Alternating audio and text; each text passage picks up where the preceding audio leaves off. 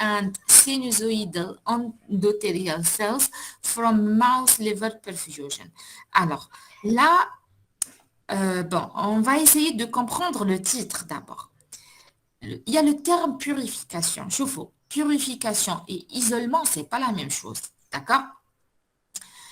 Là, on va analyser cet article et en faisant une comparaison avec les deux types de cellules qu'on avait isolées, bon, qu'on avait vu dans les deux premiers articles. Alors, dans l'article 1, on avait l'article 1, c'était les PBMC, oui ou non? Comme primoculture, mais ménage les lignées, parce que les lignées, c'est simple. Dans l'article 1, on a vu les PBMC et dans l'article 2, qu'est-ce qu'on avait vu?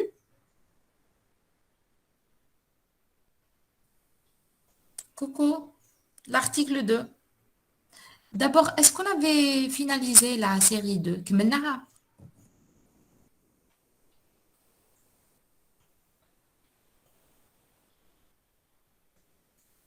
Oui, madame. D'accord. Donc, quel est le type de cellule qui a été purifiée ou la isolée dans l'article 2?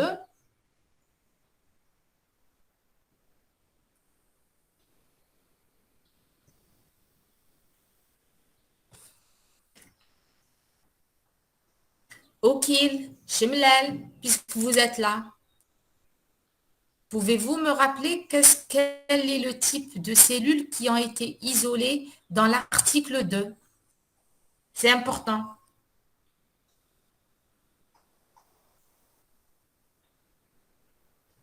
Madame, les neutrophiles. Très bien, les neutrophiles. Donc, dans l'article 1, c'était les PBMC, les cellules mononucléées du sang périphérique.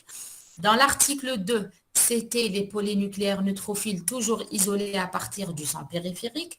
Et là, on va voir un autre type de cellules. Ce sont les hépatocytes et les cellules endothéliales sinusoïdales. Bon, il y en a d'abord pour les PN et les PBMC. Est-ce qu'on a utilisé le terme purification? On a utilisé le terme isolement, oui ou non? Oui, madame. D'accord. Donc, apparemment, il y a...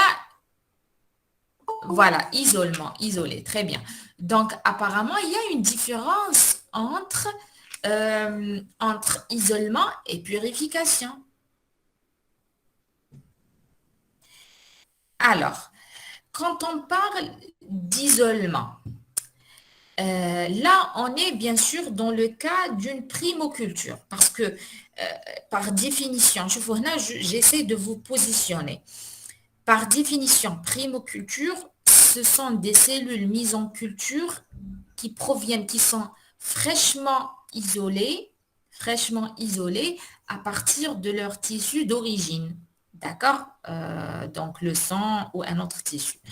Donc, ces cellules, parmi les caractéristiques, on avait dit que la primoculture se caractérise par une hétérogénéité, à l'opposé d'une lignée qui est toujours homogène. D'accord? C'est-à-dire, elle est constituée d'un seul type de cellules. Dans la primoculture, non.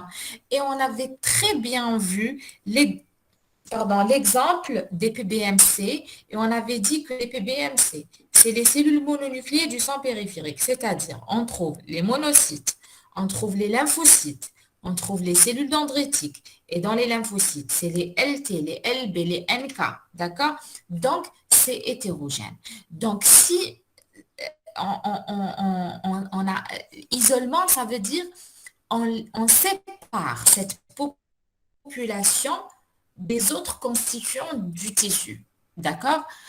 Par contre, si on veut obtenir une population cellulaire bien précise, isolée à partir des autres, c'est là où on parle de purification. D'accord?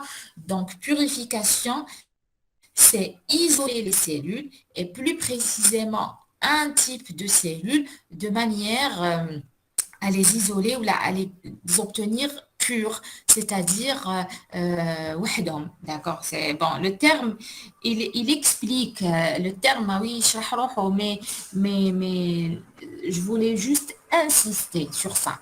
Isolement et purification, it's not the same thing, d'accord? Donc, là, on a compris pourquoi. Donc, la purification, ça veut dire on va aller plus loin. On va aller, c'est plus poussé que l'isolement. D'accord? Très bien. Alors, purification of hépatocytes. Alors, les hépatocytes, qu'est-ce que ça veut dire, hépatocytes? Qu'est-ce que ça veut dire, hépatocyte?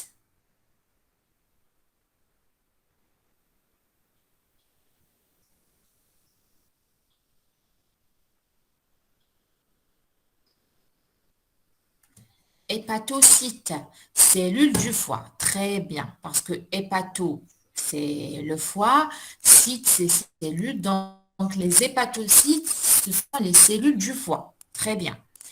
And qui assure le sinusoïdal, métabolisme de ça, madame. très bien. Donc, sinusoidal epithelial cells, endothelial cells, pardon. Donc, c'est des cellules endothéliales sinusoïdales. Ok, c'est quoi ça? Bon. Cellules endothéliales, vous connaissez, c'est quoi les cellules endothéliales?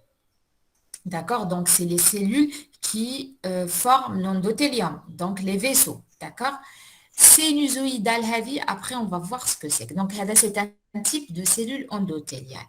À partir d'une perfusion de foie de souris. D'accord? C'est une perfusion. On va voir la, la, la technique exacte, d'accord? Donc là, est-ce que vous pouvez, donc je vous donne 2 à 3 minutes pour faire sortir l'objectif de l'article. Bon, je vous donne 2 minutes et je reviens, d'accord? Je reviens.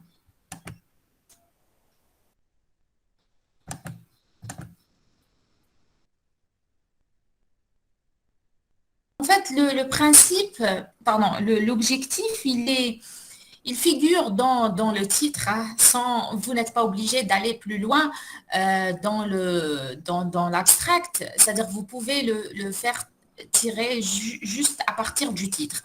Mais pour avoir plus de détails, on peut aller vers le titre, pardon, vers l'abstract. Donc, c'est développer une démarche. Vous suivez, s'il vous plaît? Ah, très bien, il y a des réponses. Donc, Oui, madame. obtenir un rendement et une viabilité élevée pour les hépatocytes de souris et les cellules endothéliales sinusoïdales appropriées pour la culture et ou pour l'obtention de l'ISA cellulaire. Très bien. Et là, vous avez parlé d'un paramètre ou d'un point très important, d'un détail très important, c'est la viabilité et le rendement. D'accord? On va revenir à ça. Donc, l'objectif, c'est développer une démarche expérimentale ou un protocole là, permettant de purifier. Et là, j'ai souligné purifier les hépatocytes ainsi que les cellules endothéliales sinusoïdales à partir d'une perfusion de foie murin. Et ça, bien sûr, ça c'est évident en ayant un taux de viabilité élevé. Parce que, je ne sais pas si vous vous rappelez, dans l'article 2, quand on avait... vu les deux méthodes d'isolement des neutrophiles, dans la deuxième méthode, il y a eu une flèche détermination de la viabilité et de la pureté. Donc, la viabilité, elle est déterminée de manière automatique. Pourquoi? Parce que les cellules ont subi des étapes de purification ou d'isolement, donc des centries, des gradients, etc. Donc, il faut s'assurer, parce que là, le but de cette purification, là, de cet isolement, c'est que les cellules qui vont résulter vont servir vont être mises en culture. Et si leur viabilité est altérée, ou si on n'obtient pas un nombre élevé, donc le rendement est faible, donc là, il y a un problème quelque part. Et donc la technique ou le protocole n'est pas validé. D'accord? Très bien. Donc, on a besoin de comprendre l'anatomie du foie pour savoir qu'est-ce que ça veut dire les hépatocytes.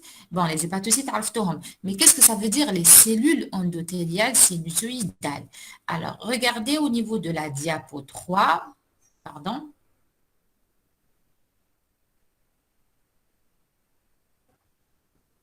Au niveau de la diapo 3, vous voyez la diapo 3?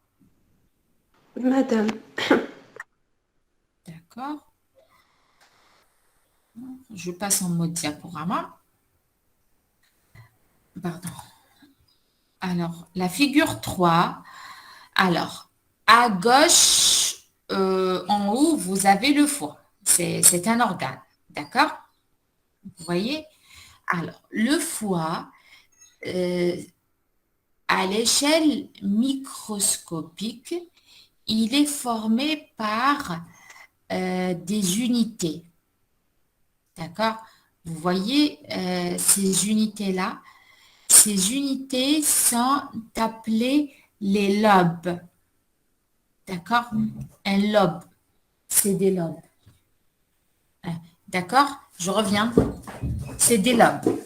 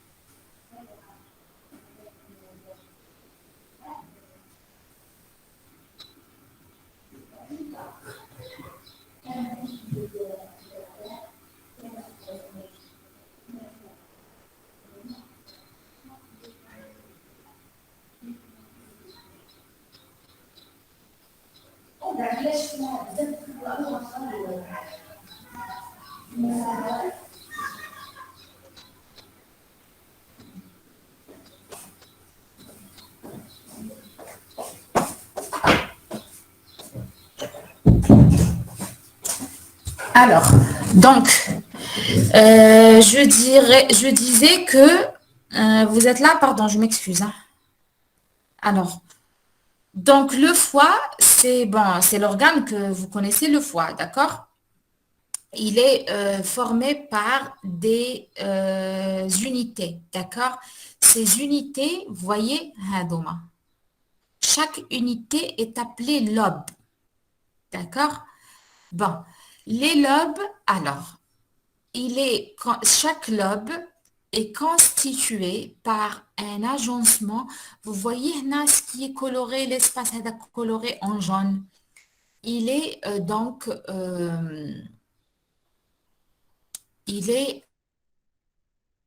formé par des cellules parenchymateuses. Ce sont les hépatocytes qui sont disposés de manière, comment on appelle ça, radiale par rapport à une veine centrale. Ça, c'est la veine centrale. D'accord? Et qui est connectée, cette veine centrale, au centre du lobe, est connectée avec des veines portes. D'accord? Et bien sûr, des artères portes. D'accord? Alors, donc là, c'est ce que vous voyez, c'est les cellules parenchymateuses, donc ce sont les hépatocytes. D'accord? Vous voyez, hadoma, c'est les hépatocytes avec leur noyau, hadoma, d'accord? Vous voyez, ça, c'est un agrandissement. Et bien sûr, tout ce qui est tout ce qui est artère ou veine centrale ou portale, porte, sont constituées par des cellules endothéliales. D'accord? Par des cellules endothéliales. Eh bien, ces cellules endothéliales sont appelées des cellules endothéliales. Pardon, non, c'est pas ça. Oui, c'est des cellules endothéliales sinusoïdales. Pourquoi? Parce que on les appelle les sinusoïdes. D'accord? Je n'ai pas parlé de la bile, donc ça ne nous intéresse pas pour le moment. Donc, et bien sûr, regardez, là, c'est des cellules. Donc, la majorité du foie est formée par des hépatocytes. Mais bien sûr, il y a des cellules endothéliales sinusoïdales. Parce que, regardez, c'est des sinusoïdes, ce que vous voyez en bleu. On les appelle les sinusoïdes. D'accord? Donc, et bien sûr, est-ce que c'est les deux types de cellules qui existent? Non. On trouve également des cellules de Kapfer. Les cellules de Kapfer, bon, on les trouve à l'intérieur de la veine, mais on peut les trouver entre les cellules hépatiques, entre les hépatocytes. Les cellules de Kapfer, ce sont des macrophages. Donc, vous savez très bien que le macrophage, il a des dénominations différentes au niveau du foie. On les appelle les cellules de Kapfer. C'est clair? Donc, on a compris où sont localisées les cellules qu'on veut purifier dans cet article. C'est bon? Vous suivez, s'il vous plaît? Oui, madame. Oui, vous avez une question? Non. D'accord. Je pensais qu'il y a eu une question. OK, très bien. Donc, là, bon, pour la démarche expérimentale, j'ai fait exprès de ne pas la mettre. Pourquoi? Parce que, bon, je vous ai donné l'article très tardivement, mais en se basant sur l'article, sur ce qu'on va voir aujourd'hui, je vous prie de bien vouloir la tracer après comment être reposé. D'accord? Donc, la deuxième question que je vous ai posée, c'est donner le principe de la perfusion in situ du foie par la collagénase ainsi que le but de son utilisation.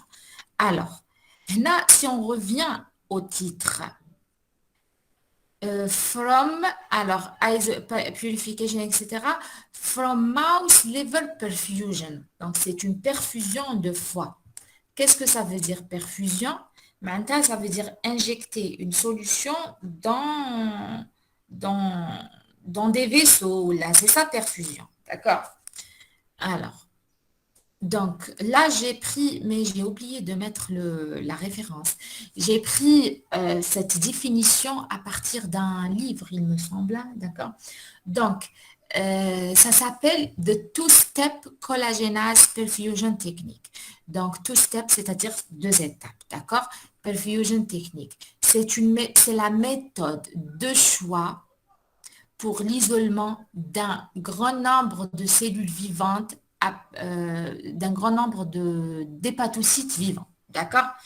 Donc, on a la différence entre l'article 1, 2 et celui-là 3, c'est que les cellules qu'on veut isoler, d'accord? Les cellules qu'on veut isoler, au niveau des deux premiers articles, c'était des cellules qui ne sont pas organisées en tissu. C'est-à-dire, ils sont déjà en phase liquide. Ils sont séparés, pardon. Elles ne sont pas collées l'une à l'autre. Bon, le sang, il est considéré comme un tissu aussi, hein, mais elles ne sont pas collées l'une à l'autre. Il n'y a pas une matrice extracellulaire qui permet de coller les cellules l'une à l'autre. Alors que le foie, non. Le foie, dans le cas du foie, le foie, il est organisé, les cellules sont organisées en tissu grâce à la présence de la matrice extracellulaire.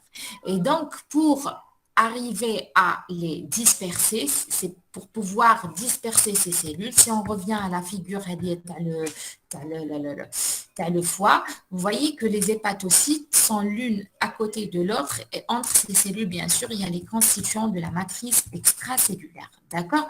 Donc, il faut savoir que cette perfusion, ça s'appelle comme ça, la technique de perfusion de collagénase, à 2 étapes, bien sûr, qui se fait en 2 étapes, c'est la méthode de choix pour l'isolement des hépatocytes vivants, d'accord, d'un grand nombre d'hépatocytes vivants adultes, bien sûr.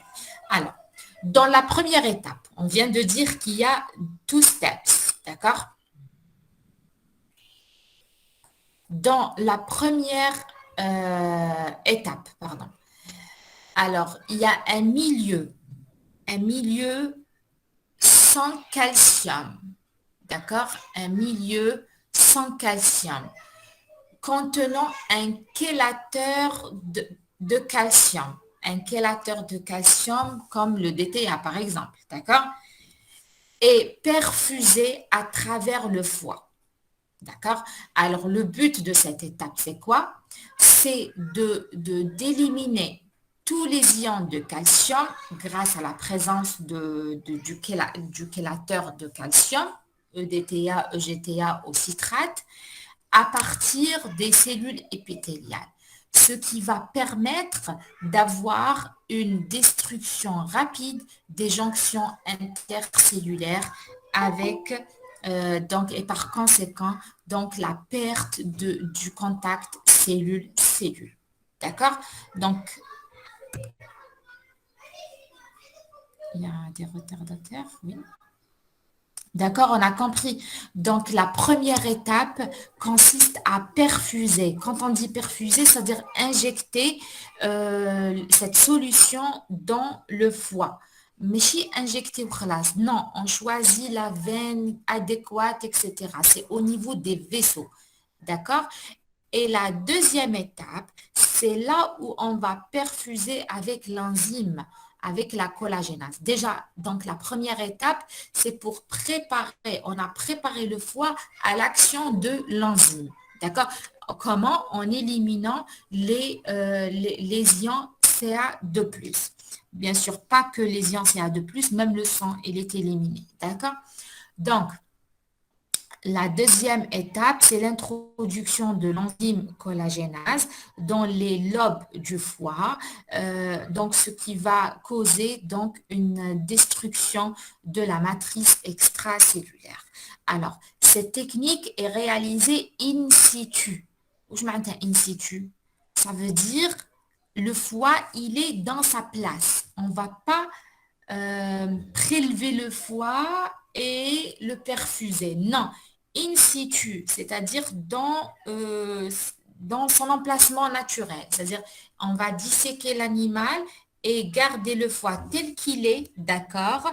Et cela, c'est en utilisant le système circulatoire du foie lui-même, de l'animal, pardon, pour perfuser le foie via la veine porte ou la veine cave. D'accord? Ça dépend le type de perfusion qu'on veut réaliser.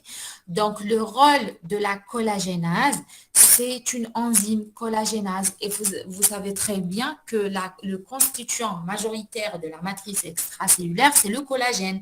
Et donc, la collagénase va digérer la matrice extracellulaire afin de dissocier les cellules. D'accord? Donc, si on revient à l'article en PDF, attendez, je l'ouvre.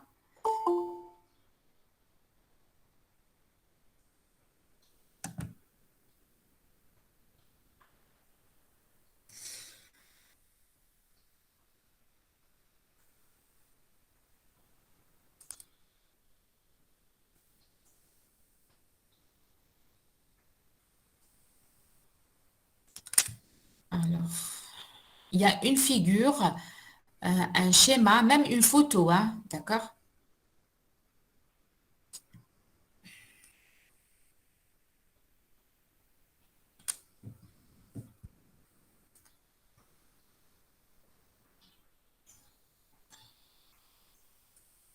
Il y a des photos, en fait.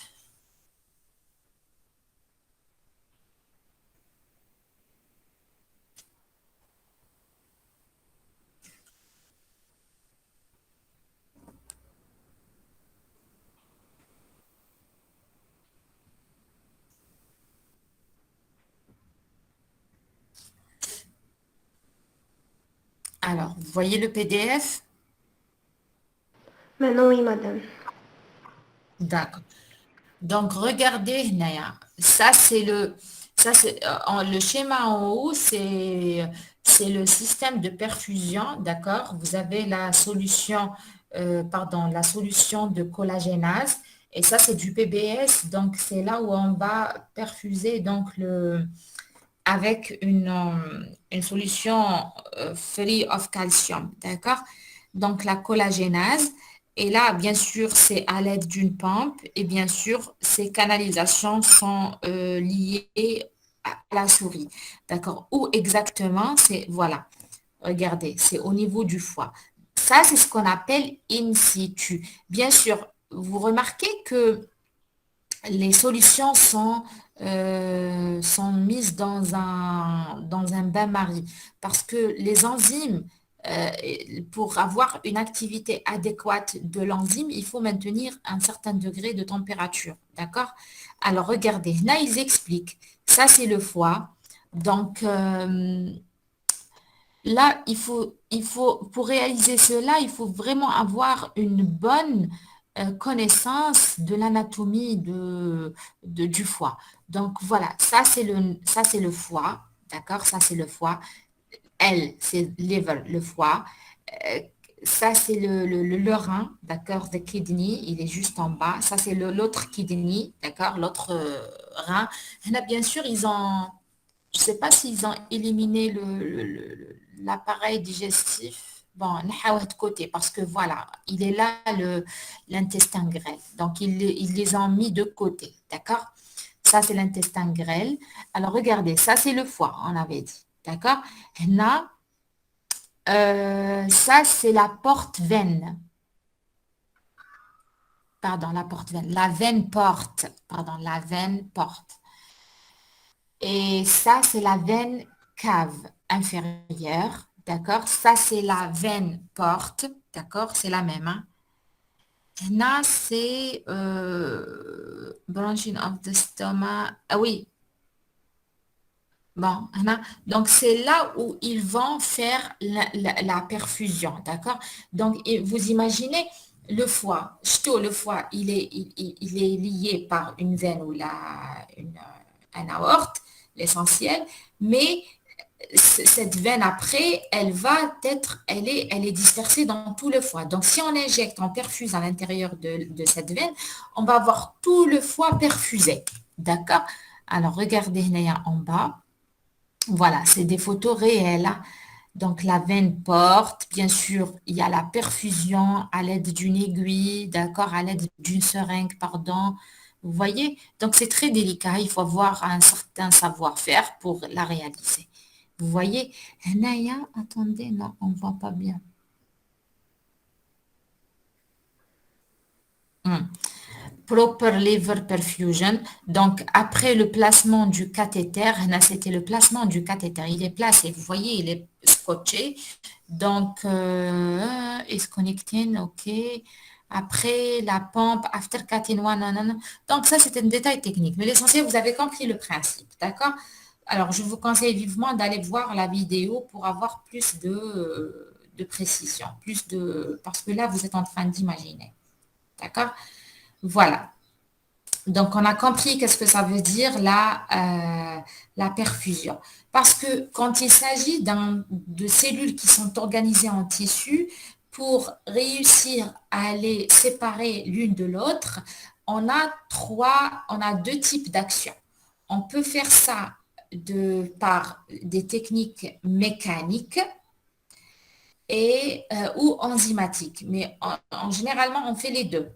Et dans l'enzymatique, on peut avoir soit la perfusion ou tout simplement mettre les morceaux de tissu à l'intérieur d'une solution de trypsine sous agitation et on aura le détachement des cellules. D'accord? Donc là, c'est une technique purement enzymatique. D'accord? Alors, revenons à notre présentation. Donc là, le résultat de cette perfusion, c'est quoi? Vous avez vu le foie, bon, le foie même, t'as poulet, le mouton. Le foie, il est recouvert par une membrane. J'ai oublié le nom. Attendez, je vais vous dire. Hein. Une membrane ou là, un film qu'on appelle... Attendez.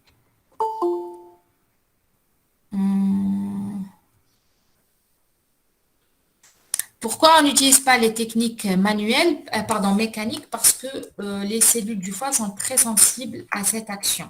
D'accord? Ou c'est une capsule. Je pense qu'elle est appelée capsule.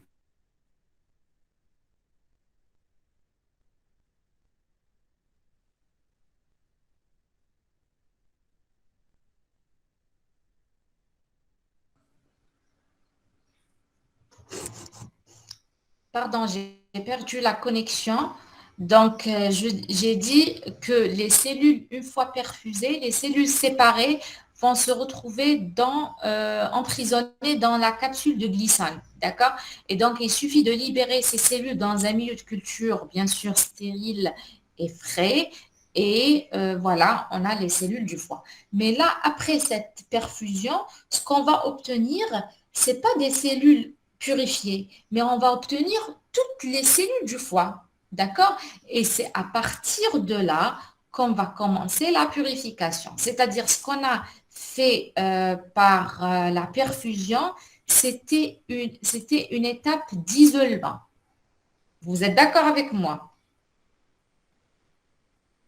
Est-ce que vous êtes d'accord avec moi? C'est ce qu'on a fait dans la perfusion, c'était l'isolement des cellules hépatiques KEML. D'accord? Mais à partir du moment où on a obtenu ces cellules du foie, c'est là où on va commencer la purification dans le but d'avoir les hépatocytes purs wahdom, les cellules sinusoïdales wahdom, etc. C'est clair? Est-ce que c'est clair, s'il vous plaît? Oui, madame. D'accord. Donc,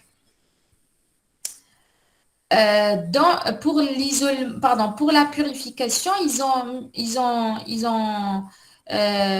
ont mis deux schémas au niveau de l'article que je trouve très, très explicites. Donc, alors, en se basant sur ces schémas-là, je vous ai posé la question, je vous ai demandé de donner le principe de la purification des hépatocytes. C'est-à-dire, à partir de ce pool de cellules hépatiques, de cellules du foie, Kamel, comment peut-on purifier les hépatocytes? Sur quoi est basée ces méthodes de purification?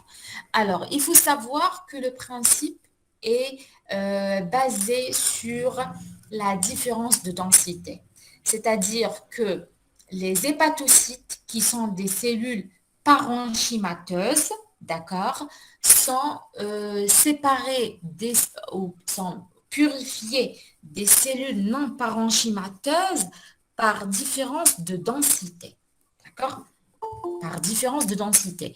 Vous avez remarqué que là, puisque c'est bon, les cellules sont séparées, sont dispersées, ne sont pas collées l'une à l'autre, là, on peut parler de différence de densité parce que les cellules, c'est bon, elles sont en suspension. L'histoire, tu as les PBMC et les polynucléaires neutrophiles.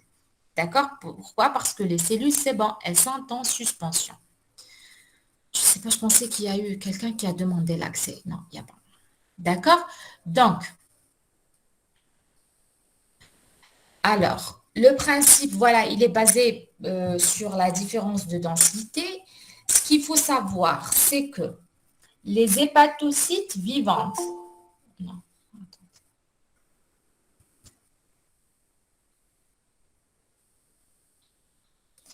il faut savoir que les hépatocytes vivantes, pardon, voilà, les hépatocytes vivantes ont une densité plus élevée par rapport aux cellules non parenchymateuses et par rapport aux hépatocytes morts. D'accord? Ça, c'est important. Donc, si je veux séparer les hépatocytes à partir des cellules non parenchymateuses, il faut savoir que les hépatocytes ont une densité plus élevée par rapport aux cellules non parenchymateuses et par rapport aux hépatocytes morts. Donc, si on parle d'une différence de densité, ça veut dire que la séparation ou la purification fait appel à des centrifugations. Vous notez ça, si on parle d'une séparation basée ou une purification basée sur une différence de densité, ça veut dire que cette purification fait appel à des centrifugations et avec ou sans présence de gradient de densité. D'accord? Avec ou sans.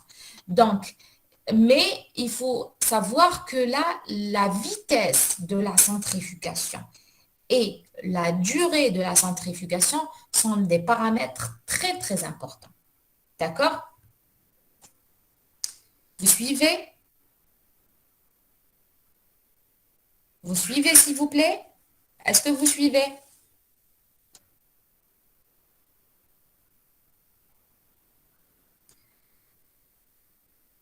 Vous suivez, s'il vous plaît?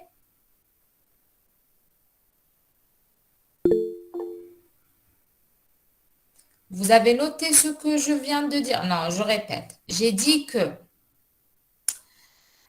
le fait que pour n'importe quel type de cellules, même pour les PBMC, les cellules qui sont déjà en suspension, comme les PBMC, les polynucléaires neutrophiles, il y a par exemple les hépatocytes après avoir, les hépatocytes, les cellules du foie, les cellules hépatiques après avoir réalisé la perfusion de la collagénase, c'est-à-dire elles sont déjà elles sont devenues en suspension. D'accord? Pour une suspension cellulaire, si la purification est basée sur la différence de densité, là, il faut savoir que automatiquement, c'est-à-dire ça fait appel à l'utilisation de centri. C'est-à-dire on va centrifuger. Bien sûr, ces centrifugations peuvent se faire normales, c'est-à-dire une simple centri, ou bien en présence d'un gradient de concentration, comme on a vu pour le cas des PBMC et les PN. D'accord? Et quand on parle de centrifugation, il faut savoir que la vitesse de la centrifugation et la durée sont des paramètres très, très importants. D'accord? Sont des paramètres très, très importants.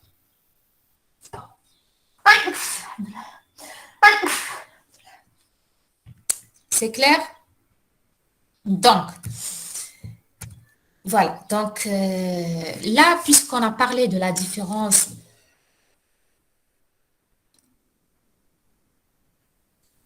de densité, donc il faut savoir que les hépatocytes vivants sont plus denses que les cellules non parenchymateuses et que les cellules, les hépatocytes morts. D'accord? Donc, regardez au niveau de ce schéma et on va s'intéresser à la partie encadrée. D'accord? C'est-à-dire la première partie. Bon, il y a beaucoup de retardataires et là, je suis à chaque fois obligée d'arrêter le diaporama pour les accepter. Alors, c'est le groupe suivant. Pardon, Madame Aziz, je n'accepte pas. D'accord. Donc, voilà. Donc, je disais que voilà. Donc, la suspension, vous voyez cette première partie, ce premier tube-là, celui-là, c'est la suspension de cellules hépatiques provenant de la perfusion du foie. Si cette suspension est centrifugée à 100 G pendant 3 minutes, le résultat, c'est quoi? C'est qu'on va obtenir un culot, d'accord? Un culot et un surnageant, d'accord? Alors, le culot correspond aux hépatocytes, d'accord? Aux hépatocytes vivants. Alors que le culot, c'est les cellules non parenchymateuses. Et bien sûr, on prend ces hépatocytes, on va les remettre en suspension et cette étape est réalisée 4 fois. Et à chaque fois, on élimine les cellules non parenchymateuses. Alors, c'est bon. Donc là, on est arrivé à purifier les hépatocytes vivants. Très bien. Donc, ce qui nous reste, ce sont les cellules non parenchymateuses. Bien sûr, ces cellules sont poulées. Tous ces tubes-là sont poulés. C'est-à-dire, on va les regrouper et les centrifuger pour les remettre dans un seul tube. D'accord? Alors, une fois que ces cellules, donc Hadouma, ce sont les cellules non parenchymateuses. D'accord? C'est les cellules non parenchymateuses. Donc, ces cellules sont également centrifugées. Alors, pourquoi là, comment on a su que, que les hépatocytes vivants sont au niveau du culot? Parce qu'on avait dit qu'ils ont une densité plus élevée. D'accord? Donc, au moins, ils vont être présents au niveau du culot. Là, on va réaliser une centrifugation et on va obtenir un culot. Mais dans ce cas-là, le culot est éliminé. Pourquoi il est éliminé? Parce qu'il correspond aux cellules, aux hépatocytes morts. D'accord? Donc, aux hépatocytes morts. Alors, regardez la différence dans les conditions de centrifugation. Maintenant, je me douche les détails à 25 et 100 G, etc. Mais sachez que, voilà, en changeant juste ces paramètres-là, la vitesse de la centrie, on va obtenir un type de cellule différent.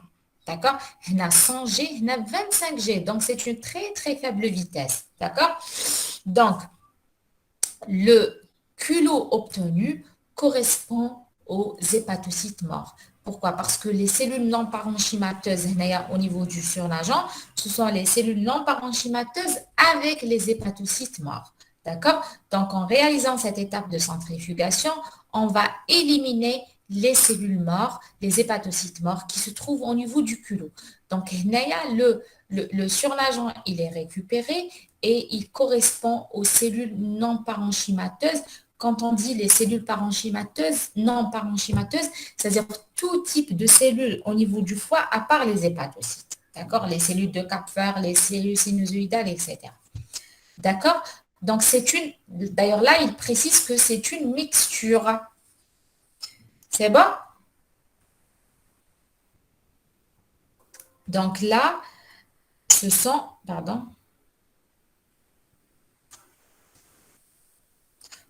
les cellules non parenchymateuses. C'est bon? C'est clair, s'il vous plaît? Est-ce que c'est clair? Donc, je passe à la diapo 7. Au niveau de la diapo 7, donc, donner le principe de la purification des cellules endothéliales sinusoïdales et donner le principe de la purification des cellules de Kapfer. Donc là, c'est à partir des cellules non parenchymateuses, on va les séparer. On veut avoir les cellules endothéliales sinusoïdales et les cellules de Kapfer. Alors, Regardez au niveau de la figure toujours. On prend cette mixture de cellules non parenchymateuses et on va les séparer en utilisant, on va la déposer sur deux gradients. Vous voyez, quand il s'agit de différence de densité, c'est les centris et les gradients. D'accord? Donc, on va utiliser deux gradients de percol, un à 25% et l'autre à 50%. D'accord? Alors, le résultat après centrifugation, bien sûr, la vitesse et le temps sont très bien déterminés. Qu'est-ce qu'on va avoir? Regardez, on va avoir des couches, un culot en bas et des couches entre les gradients de percol, d'accord? Et on va voir à quoi ça correspond. Alors, le culot, c'est les hépatocytes vivants avec des globules rouges. Pourquoi? Parce qu'on avait dit que les hépatocytes vivants sont les plus denses. Mais là, vous me dites, mais en principe, on les a déjà éliminés. Oui, la première centrifugation a permis d'éliminer la majorité des hépatocytes, de récupérer, pardon, la majorité des hépatocytes vivants, mais il reste quand même certains hépatocytes vivants qui ne sont pas séparés. Et là, l'utilisation d'un gradient permet d'avoir une purification plus précise.